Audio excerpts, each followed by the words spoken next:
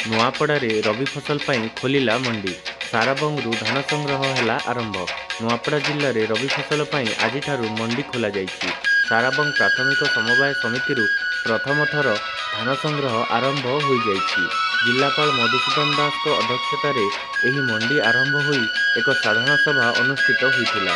सूचना अनुसार जिले में रबी फसल पाई 3,89,000 क्विंटाल धान संग्रह पाई लक्ष्य धार्य करा जाइछि।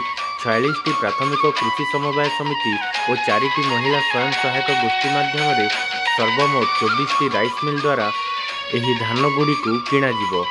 क्विंटाल प्रति सहायक मूल्य 2300 टंका रही बेले 800 टंका राज्य सरकार द्वारा बोनस प्रदान करा जिवो। चाषी मानू धान बिक्री संबंधी समस्त सूचना प्रदान सहित से सचेतन करने समस्त 5टी ब्लॉक रे 5टी रथ प्रचार कर बुलिबो।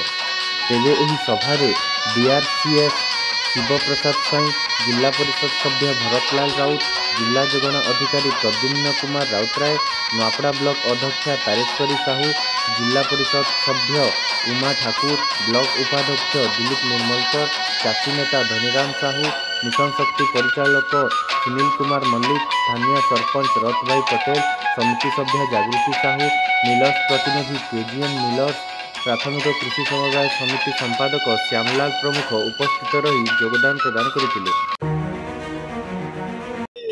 रबी धान गृह सारबंग आज मंडी उद्घाटन एवं ये मंडी हूँ बड़ मंडी ये अंचल पाखापाखि 4-5टी पंचायत को लेकिन मंडी आयोजन कर सब बड़ कथा बड़ मंडी हवा सत्वे आपणकर विगत खरीफ धान क्रय सुरखुर होता चाषी भाई मान सहयोगिता एवं जो कोऑपरेटिव सोसाइटी अच्छी से प्रतिनिधि मान सहभागिता एवं सर्वोपरि समस्त टीआरआई मेम्बर सहयोगिता धान भल भाव में खरीफ क्रय होता। तेणु आज आम आशा पोषण करुँ चाषी मान स्वार्थ ये मंडी भल भाव में काम देव ये मंडी केवल नए आमर जिते मंडी नदी खोल जाए सारा जिले में भल भाव में परिचालन कर सरकारी अधिकारी मैंने तत्पर अच्छा। सबुठ बड़ कथा पाक्स जो मैंने अच्छा प्रेसिडेंट सेक्रेटरी बा कर्मचारी आरएमसी कर्मचारी डीआरसीएस कर्मचारी सीएसओ कर्मचारी जिला प्रशासन अधिकारी समस्त मिलित उद्यम केवल भाव में रवि भल धान क्रय होता आम आशा पोषण कर खरीफ से भाव में आम चाषी मान धान क्रय करूँ उपयुक्त पाउना प्रदान करूँ ठीक।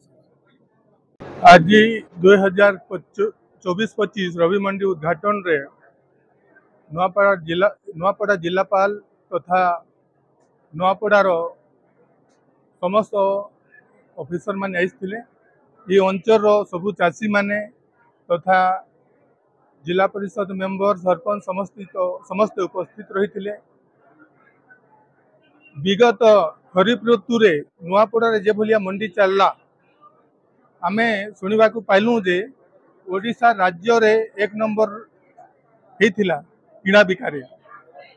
चाषी माने से भली आग्रह करुथिले जी आमे भल करी धान देमु और भल करी किणा जाऊ आ मंडी सा सुरखुरु रे चालू आपणकर सहयोग रे बोली करी चाषी माने कहूथिले। आ मु भी से जिनिसटा कहूछि जे धान संग्रहटा सुरखुरु रे हो ऑफिसर एवं नेता तथा चाषी और मिलर्स कोर्डिनेशन रे भल भाव में मंडी चालू चाषी धान किणा जाऊ। मैंने देखिले आज समान स्पर्ध जिलापाल कर कमल आमर नुआपड़ा जिले में सारबंग पैक्स रे फास्ट थर आज आम उद्घाटन है मंडी उद्घाटन है। ये आमर 257 जन चाषी रजिस्ट्रेशन कर प्रथम फेज 7,520 क्विंटाल टार्गेट आम देचु। आज आम उद्घाटन में 5 जन चाषी को डाकिचु धान किणा जीव एवं सरकार जहाँ सब नियम अच्छी आम सठिक भाव में पालन कर। For more updates, please subscribe to our channel and press the bell icon.